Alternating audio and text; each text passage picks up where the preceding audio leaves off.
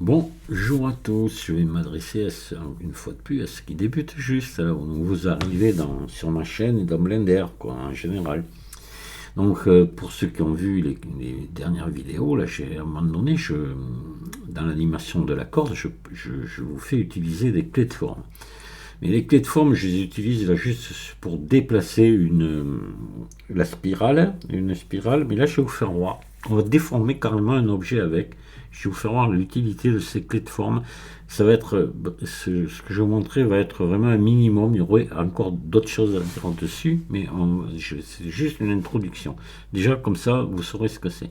Donc, on va ajouter ici une sphère, hein, voilà. Je vais mettre un ombrage lissé. Je vais aussi, pourquoi pas, ça sera mieux, on va mettre une subdivision de surface 2 fois, voilà, et on va l'appliquer. Là, il y a un maillage vraiment conséquent, comme ça ma sphère va bien se déformer régulièrement. C'est ce que je veux. Donc cette sphère, je vais lui appliquer des clés de forme. Voilà, vous allez voir, parce que avec des images clés, là, je peux animer le mouvement, la rotation, la taille, mais je ne peux pas animer la forme. C'est pas prévu. Donc la forme, c'est avec autre chose, c'est avec des clés de forme. Voilà. Et c'est assez magique, le truc est relativement simple pour s'en servir. Donc une fois que mon objet est sélectionné, je vais passer ici. Voyez, et vous voyez ici clé de forme. Donc je vais en mettre 2 moi déjà, parce qu'après on peut en mettre plusieurs, mais on va rester simple. Donc une qui est la base, ça va être l'objet comme ça, et l'autre, la seconde, ça va être l'objet déformé. Donc je vais passer maintenant en mode édition, voilà, et je vais activer l'édition proportionnelle ici, et je vais venir déformer ma sphère ici. Voyez, je vais l'écraser un petit peu, voilà, comme ceci, d'accord. Et regardez ce qui se passe là. Maintenant je désactive l'édition proportionnelle. Si je repasse en mode objet, vous voyez, ma sphère redevient comme elle était au départ, et en mode edit, elle est écrasée. Pourquoi? Parce qu'ici, on a créé une valeur ici.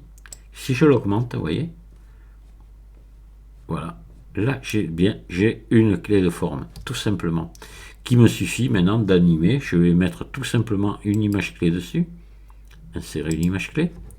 Je vais venir par exemple ici à 30, je vais monter la valeur à fond, puis je vais mettre une image clé, puis je vais aller un peu plus loin, je vais peut-être me mettre par là, vous voyez, mettre une image clé, et puis me mettre là, eh ben, je vais la réécraser, image clé, et puis ici, je vais revenir, je vais la mettre complètement à 0, image clé. Voilà, ce qui fait que maintenant, si je lance mon animation, vous voyez ce qui se passe, tac, tac, tac, tac, voilà.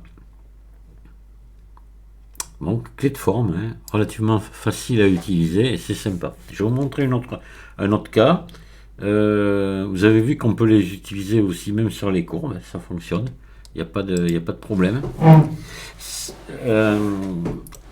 Donc là, on va ajouter un cube. Voilà, et je vais, en mode édition, je vais l'écraser comme ceci.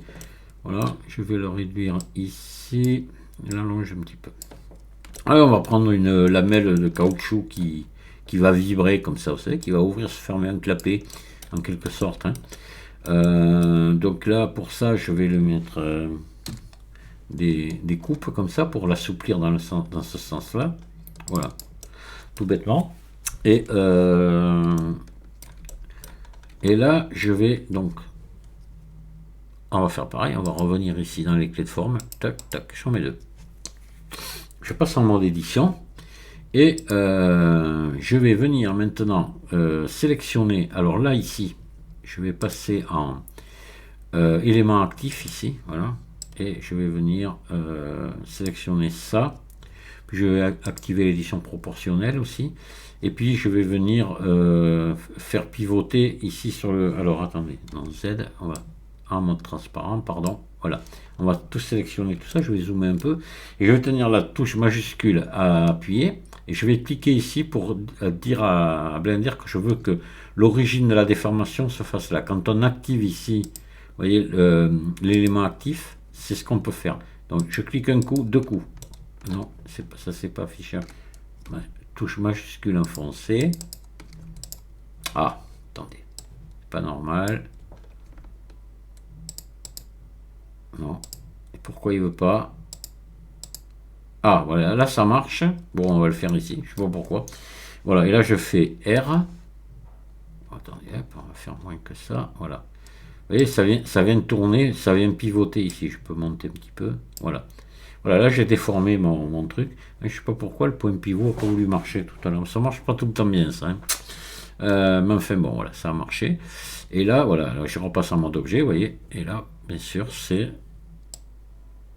On a maintenant notre clé de forme de créer, exactement comme on a vu tout à l'heure. La même chose. Vous voyez, on peut faire des trucs vraiment animer des choses comme ça, par déformation. Voilà.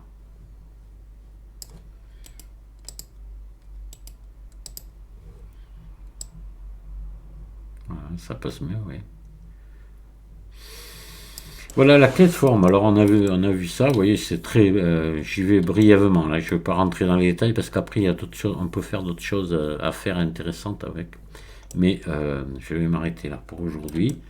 Faut pas brûler les étapes, hein. Faut y aller tout doux. Déjà, rien qu'avec ça, c'est énorme ce que vous pouvez faire. Voilà. Et je vous dis merci de m'avoir écouté, et puis à très bientôt, au revoir.